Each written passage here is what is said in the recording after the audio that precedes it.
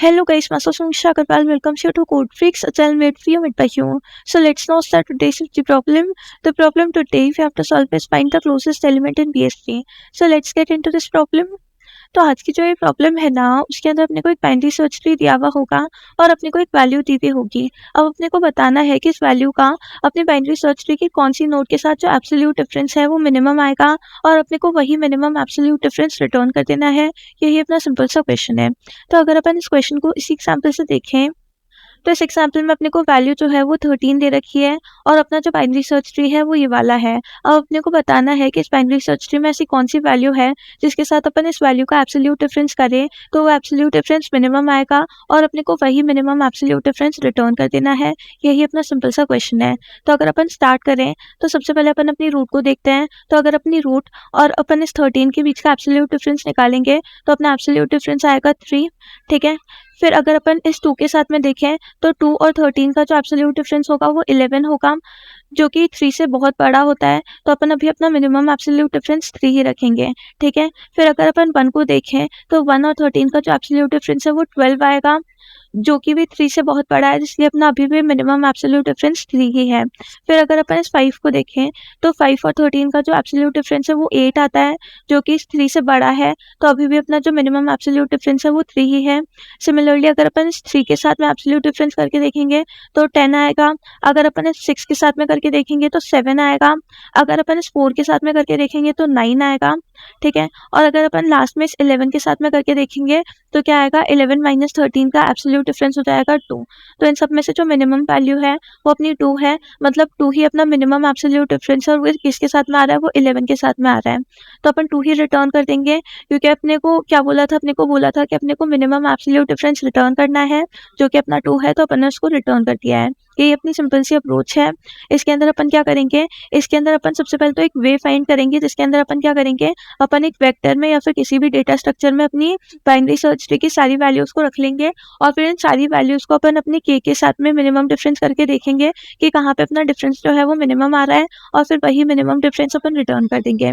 तो अपना कौन सा वे है जिससे अपन अपनी सारी वैल्यूज को अपने वेक्टर में स्टोर कर सकते हैं, अपन करेंगे प्री ऑर्डर ट्रैवर्सल।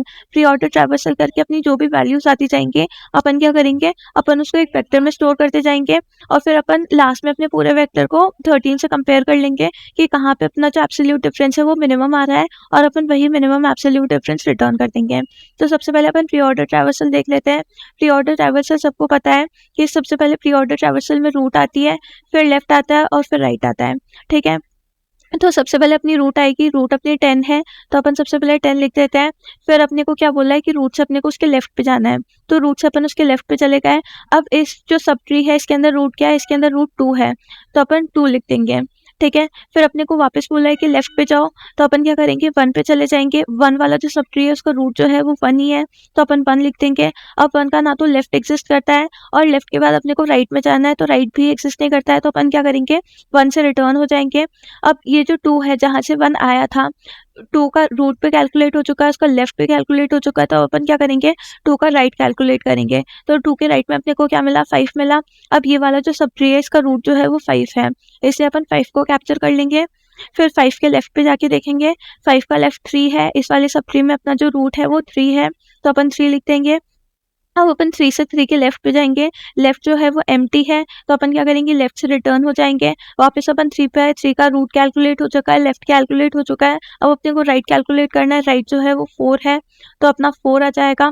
ठीक है, अब 4 का भी ना तो लेफ्ट एग्जिस्ट करता है ना राइट एग्जिस्ट करता है, तो रिटर्न हो जाएगा। रिटर्न होके अब 3 के तीनों एलिमेंट्स कैलकुलेट हो चुके हैं, रूट पे कैलकुलेट हो चुका है, लेफ्ट पे कैलकुलेट हो चुका है, राइट पे कैलकुलेट हो चुका है, तो 3 से भी रिटर्न हो जाएगा 5 पे। अब 5 का रूट कैलकुलेट हो चुका है, लेफ्ट कैलकुलेट हो चुका है, लेकिन राइट कैलकुलेट नहीं हुआ था, तो अपन राइट कैलकुलेट करेंगे, राइट में अपने को 6 मिलेगा, तो अपन 6 ही लिख देंगे। अब अपन 5 से भी रिटर्न हो जाएंगे। अब अपन क्या करेंगे, 2 से अपन ने लेफ्ट भी कैलकुलेट कर लिया, राइट भी कैलकुलेट कर लिया, उसकी रूट भी कैलकुलेट कर ली, तो 2 से भी अपन रिटर्न हो जाएंगे। 10 पे आए, अपन ने देखा कि 10 से जो अपनी मेन रूट थी वहाँ का अपन ने रूट कैलकुलेट कर लिया है, लेफ्ट कैलकुलेट कर लिया है, राइट बचा है, तो अपन राइट पे चले जाएंगे। राइट पे अपने को 11 मिलेगा, तो अपन ने 11 ही लिख दिया है।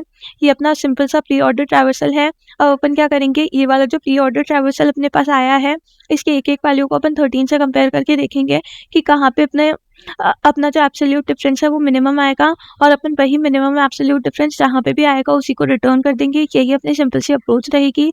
एक बार इसका कोड देख लेते हैं।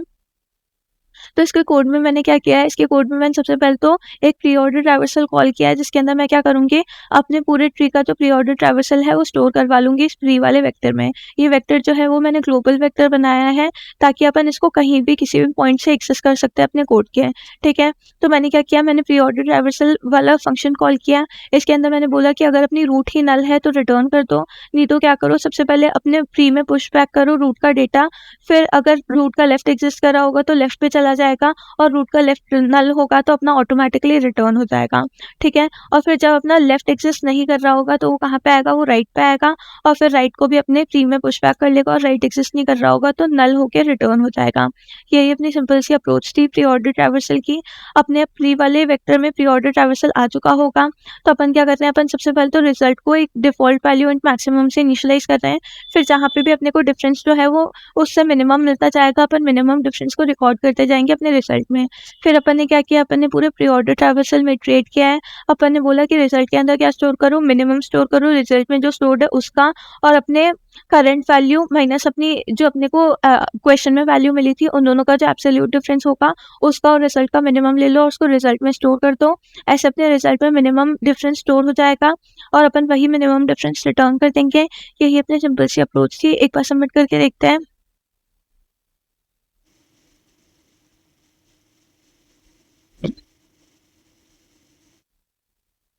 तो हाँ, ये बिल्कुल सबमिट हो रहा है, मतलब एकदम एक्यूरेट सॉल्यूशन, आप इसको बिल्कुल कंसिडर कर सकते हैं।